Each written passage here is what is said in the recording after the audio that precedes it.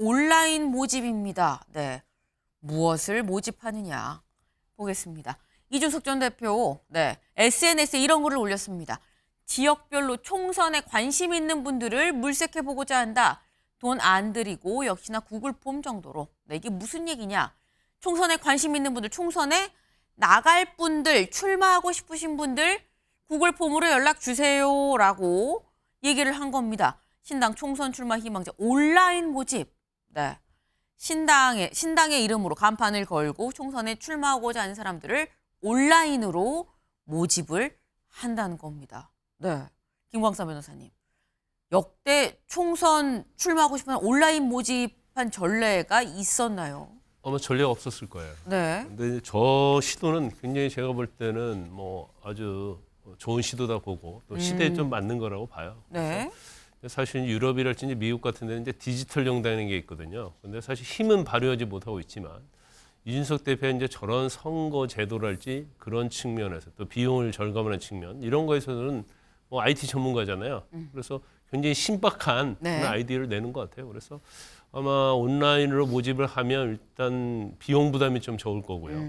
그다음에 좀 주저주저 하는 사람들도 사실 이제 절차 같은 게 어렵고 그다음에 뭐 오디션을 본다랄지 그런 어떤 거에 대해서는 두려움이 있는 사람도 있을 거예요. 그래서 아마 온라인으로 하면 또 희망자가 좀 많이 모일 수 있고 그런데 이제 그거 자체가 과연 국민의 주목을 얼마나 받느냐. 우리가 흥행이라고 하잖아요.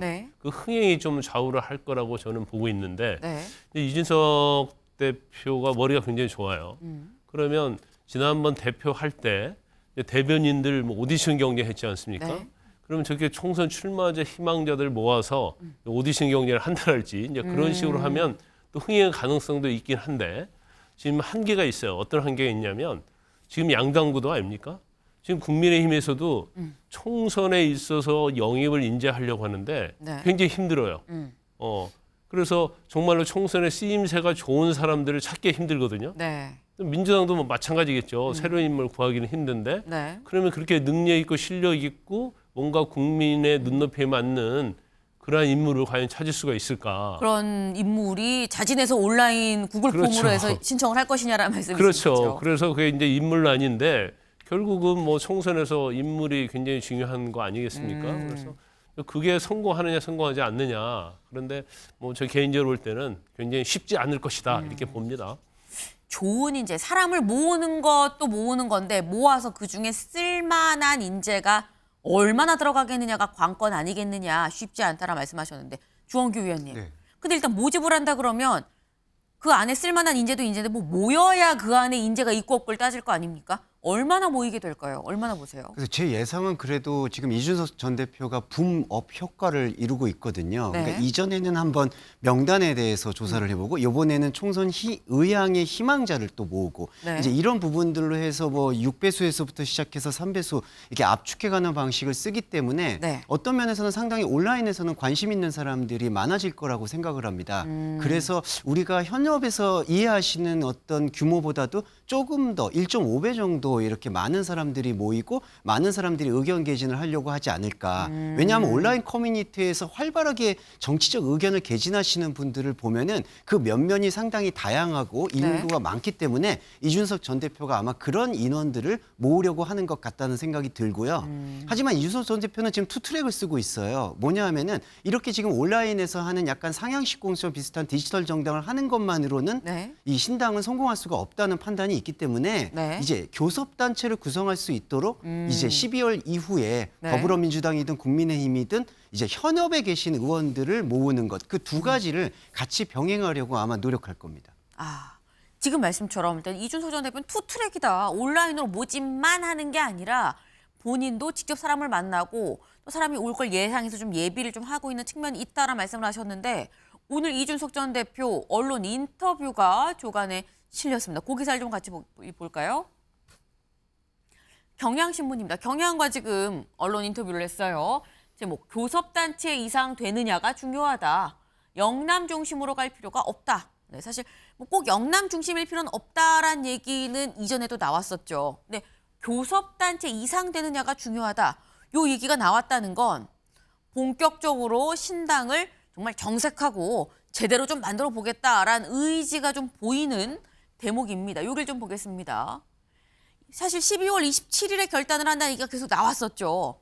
그럼 기자가 물었습니다. 결단하면 27일에 탈당 선언을 하는 겁니까? 그랬더니 그렇습니다. 하면 창당까지 일사천리입니다. 라고 얘기를 합니다. 다 준비를 해놨다. 지금 당원이 될 가능성이 높은 사람 5만 5천 명 이상이 모였고 빠르면 내일부터, 이 내일이 오늘이죠. 오늘부터 구글 폼으로 출마할 수 있는 사람들 리스트를 좀 모으려고 한다라고 얘기를 했습니다.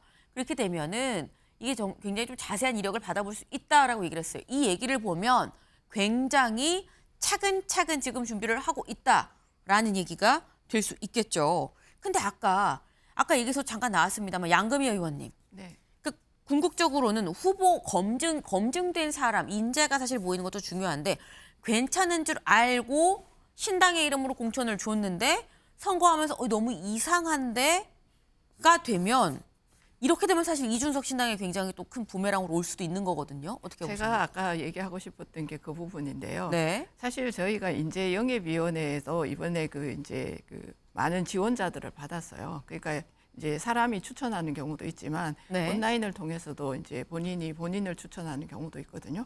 그 경우에 모여진 사람들을 검증하는 데 시간이 너무 많이 걸리는 거예요. 그래서 한 주에 최대한 한 80명 정도를 검증한다고 하더라고요. 네. 그래서 차근차근 해 나가는데 저렇게 온라인 모집했을 때에 그 사람에 대해서 제대로 된 검증을 할 수 있는 위원회를 꾸리고 네. 그것을 검증하는데 굉장히 많은 시간을 아마 소비를 해야 사실 그 부분이 가능하다고 저도 보고 있거든요. 그 부분에 대한 리스크에 대해서는 충분히 아마 검토를 해야 될 거라고 생각을 하고요. 네. 그다음에 지금 이준석 대표가 계속 신당에서 한 발자국 지금 나가고 있다고 지금 계속 언론에서도 나오고 있지만 네. 동시에 또 어떤 현상도 진행되고 있느냐 하면 처음에 이준석 대표가 우리 국민의힘에 대해서 각을 세우고 반대되는 의견을 얘기할 때에 비해서 지금 신당을 창당한다고 했을 때에 네. 그러면 이준석 신당을 지지하겠느냐 이 부분에 대한 여론조사들이 뭐 다양한 형태로 지금 이루어지고 있는데 네. 그것들이 그때보다 상승하느냐 아니거든요. 약간씩 아주 조금씩 떨어지고 있고 국민들의 관심에서 약간 멀어지는 부분도 있다는 건데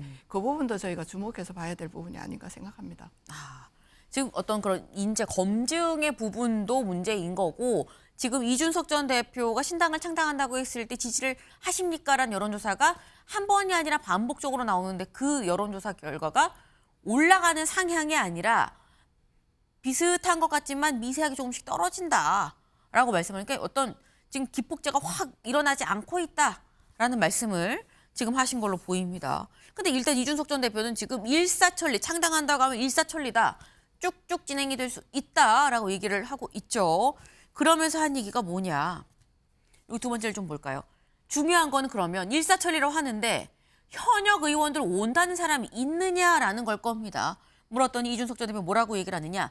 12월 말까지는 다들 좀 눈치를 볼 거다. 하지만 가장 큰 명분은 본인들이 불공정한 처우를 받았을 때 생기는데 당선이 될 수 있는 사람들이 우수수 잘려나가면 그때 신당 지지율이 좀 영향을 미치지 않겠느냐. 그러니까 본인이 나는 나가면 당선이 되는 거고 제대로 공정하게 했으면 공천을 받아야 되는데 공천을 못 받았다고 한다면 거기에서 나오는 사람들이 신당으로 선택지를 잡을 수가 있지 않겠느냐. 그때 우리가 30%면 30명 이상 올 수 있는 거고 그때 우리가 10%면 뭐 10명 남짓 오지 않겠느냐. 사실 10명만 와도 굉장히 많은 수긴 합니다. 근데 이렇게 억울하게 공천 못 받는 사람들 우리 신당으로 오지 않겠느냐라는 전망. 신현영 의원님. 이건 사실 여야를 불문하고 얘기를 하는 것 같긴 해요. 이런 전망 어떻게 보십니까? 뭐 국민의힘 의원님들은 공천을 못 받는 게 가시화되면 움직일 여지가 있다. 네. 예를 들어서 공천 하위 20% 분들이 공천에서 배제된다거나 아니면 비례대표 의원들이 어느 지역을 받지 못하는 경우에는 뭔가 다른 네. 대안으로서의 이런 제3지대를 생각할 수 있다고 생각을 하는데요. 아마 민주당에서 이준석 신당과 같이 움직이면서 힘을 보태는 사람은 많지 않을 거라고 생각이 듭니다. 워낙에 태생부터가 이대남 이대녀 갈등으로 시작을 했고 이준석 당 대표가 여러 뭐 스마트한 전략을 구사하고 있지만 네. 테크닉으로만 정당을 운영할 수는 없고요. 결국에는 그 가치관과 또 대한민국을 어떻게 이끌어갈 정치에 대한 네. 그런 부분들이 공감을 이루어야 하느냐에 대한 부분인데요. 네. 이준석 대표는 기본적으로 분열, 갈등을 조장하는 방식으로 그동안 정치를 해왔기 때문에 그런 부분에서 많은 부분을 포용하는 데는 한계가 있지 않나라는 생각이 듭니다. 그동안 이준석 전 대표가 당대표로서 어떤 민주당과의 차별화를 하는 과정에서 갈등이 분명히 있었고 민주당과 철학적인 부분에서 좀 가치관 부분이 다르기 때문에 민주당 인사들 중에서 글쎄 공천 못 받는다고 할 사람은 없지 않겠느냐라고 말씀을 하셨어요. 일단 현역 의원들은 얼마나 올 것이냐라는 부분에 대해서 이준석 전 대표 이렇게 얘기를 했는데 근데 교섭단체 얘기가 이번에 처음 나왔죠. 여기 총선 전에 교섭단체를 구성한다는 목표가 있습니까를 물었더니 있다. 12월 27일에 선언을 하면 1월 중에 창당을 할 텐데 구체적입니다. 1월 중에 창당을 할 텐데 창당 과정에서 단일 기호를 받을 수 있을 정도의 의원이 모여야 된다. 그리고 2월에 선거보조금이 나오는데 그때는 교섭단체를 구성이 돼야 된다. 교섭단체를 구성을 해야 선거보조금도 받고 그리고 번호도 총선 번호도 3번으로 명확하게 받고 갈 수가 있다라고 지금 얘기를 하고 있습니다. 사실 신당 창당할 때 가장 중요한 건 교섭단체라고 실질적으로 정말 많은 사람들이 얘기를 합니다. 근데 중요한데 실제 될 수 있느냐는 또 다른 문제예요. 김광삼 변호사님 예. 어떻게 보십니까? 교섭단체 될까요? 뭐 생각은 자유고 꿈꾸는 건 자유죠. 그래서 아니 현역 의원들이 이제 공천에서 배제되면 또 네. 여러 가지 생각할 수 있겠죠. 그렇지만 배제돼서 어느 당에 입당을 하는 이유 자체는 네. 그 당에 들어와서 자기가 당선 가능성이 있어야 하는 거예요. 그런데 이준석 전 대표가 만든 당에 들어갔는데 네. 과연 내가 당선 가능성이 있느냐? 그건 아마 그런 생각을 할 가능성이 별로 없다. 더군다나 이준석 대표의 어떤 캐릭터가 굉장히 강하거든요. 네. 그런데 자기보다 훨씬 더 나이도 어리고 여러 가지 분란을 많이 일으켰는데 그 밑에 가서 들어가서 뭐 공천을 받아 출마하겠다? 근데 제가 볼 때는 뭐 출마한다고 가능성이 있다고 생각하는 사람이 얼마나 있을까요? 이건 개인적으로 생각합니다만. 그리고 보니까 뭐 지지도 30% 그런 얘기를 하고 있더라고요. 네. 그런데 굉장히 이상적인 이야기죠. 그렇게 되면 이준석 대표가 얼마나 좋겠습니까? 그렇지만 제가 볼 때는 이제 그럴 가능성은 거의 없다. 그러면 결과적으로 우리가 나중에 얘기할 텐데 선거제도가 원래대로 돌아가느냐, 중연동제로 가느냐에 따라서 네. 어느 정도 제가 볼 때는 뭐 몇 자리 지역구 비례대표 몇 개는 얻을 수 있겠지만 그것이 아니라고 한다면 제가 볼 때는 뭐 몇 석 얻는 것도 쉽지 않을 거라고 봐요. 그러면 본인의 어떤 이상적인 것은 굉장히 뭐 아까 말씀드린 그 신박하다고 볼 수 있지만 네. 어떤 정치는 혼자 하는 게 아니거든요. 그러면 국민으로부터 지지도 받고 뭔가 따스함도 있어야 하고 리더십이랄지 이런 것에서 평가를 받아서 국민들의 마음을 움직이는 건데 뭐 나중에는 어떻게 될지 모르겠지만 아직 이준석 대표는 저는 굉장히 부족하다 이렇게 봅니다. 결론적으로 교섭단체는 쉽지 않다라는 말씀을 지금 하셨어요. 교섭단체가 사실 쉽지 않습니다. 그 신당 창당이 성공한 케이스가 거의 없다시피 하긴 하죠. 이제 굉장히 그래서 어려운 길인데 그 어려운 길을 이준석 전 대표가 가겠다라고 지금 깃발을 세운 것으로 지금 보입니다. 이준석 전 대표 그래서 여기저기 지금 사람들을 만나고 있죠. 그리고 이준석 전 대표를 원해서 먼저 찾아가서 만나는 사람도 있는 것 같습니다. 아까 신현영 의원님은 민주당 인사 중에서 이준석 전 대표랑 같이 할 사람 별로 없지 않겠느냐 말씀을 하셨는데 명확히 민주당 소속은 아니지만 민주당 인사로 분류되는 분이 있죠. 이분이 이준석 전 대표를 만났다고 합니다. 그 얘기 들어보고 오실까요? 제가 엊그저께 이준석 대표를 만났어요. 난 갈 수도 없고 안 가고 이준석 대표는 신당 만들 수밖에 없답니다. 제가 이현주 대표도 만나봤어요. 다 이렇게 만나봤더니 불가피하게 거기는 간다는 거고 더 이상 윤석열과 함께 할 수 없습니다. 그 두 분의 이야기를 들어보면. 그래서 저는 그러면 이 이준석, 이현주 이런 분들이 신당을 만들어서 싸우면 이 윤석열 위성정당을 많이 갉아먹을 수 있지 않겠습니까? 그러면 같이 반윤 연대를 만들게 되면 저는 돌파할 수가 있고. 네, 송영길 전 대표 사실 뭐 지난 주말은 아닙니다. 며칠 됐어요. 됐는데 내가 이준석 전 대표를 만났다. 이현주 전 의원도 다 만났다. 사실 같이 지금 뜻을 같이 한 사람이죠. 같이 지금 북콘서트를 하고 있는데 만났는데 더 이상 윤 대통령과 함께 할 수 없다고 얘기했다. 이준석 신당 등까지 다 반윤연대로 합치면 200석 압승도 가능하다라고 송영길 전 대표 얘기를 했습니다. 네. 근데 이걸 보면 송영길 전 대표, 이준석 전 대표랑 반윤연대로 같이 손을 잡겠다라는 취지인 것 같죠. 근데 요 얘기가 나오고 이준석 전 대표가 또 SNS 글을 올렸습니다. 뭐라고 올렸느냐? 신당을 한다고 해도 그것의 기치가 반윤일 수는 없다. 네. 뭐 지금 현재 정부의 잘못을 비판 지적하는 건 잘할 수 있는데 반윤연대로는 안 한다. 개혁연대는 할 수 있다. 사실 이게 반윤연대는 안 하고 개혁연대는 할 수 있다. 그렇다고 한다면 이 얘기는 주원규 의원님. 네. 송영길 전 대표랑 같이 손을 잡는다는 걸까요? 안 잡는다는 걸까요? 안 잡아야죠.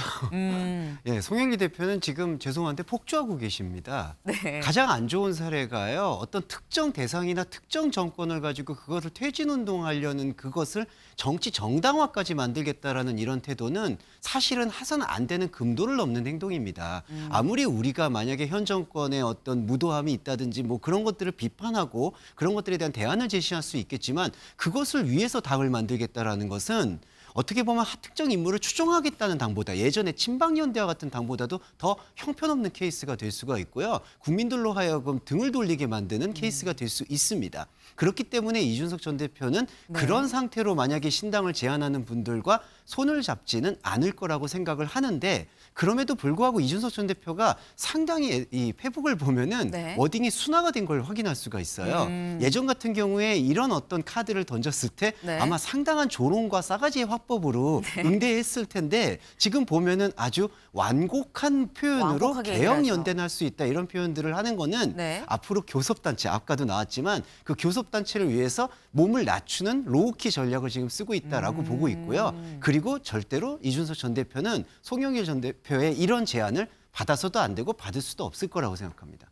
받아서도 안 되고 받을 수도 없다. 네, 다만 교섭단체를 형성해야 하니 좀 넓게 좀 문호를 넓게 좀 펼치는 측면에서 완곡하게 대응을 할 뿐이지 거기 응한다는 얘기가 아니다라는 말씀을 하셨습니다. 지금 송영길 전 대표가 급 등장을 했죠. 다음 기사 이어서 볼까요? 다음 기사 보겠습니다. 네. 송영길 8개월 만, 요 기사가 아닌데, 네, 요 기사 말고, 네. 매경 기사를 좀 같이 보겠습니다. 네, 윤 탄핵당 만든다는 송영길, 비례만 노리는 떴다방 돌아왔다입니다. 네.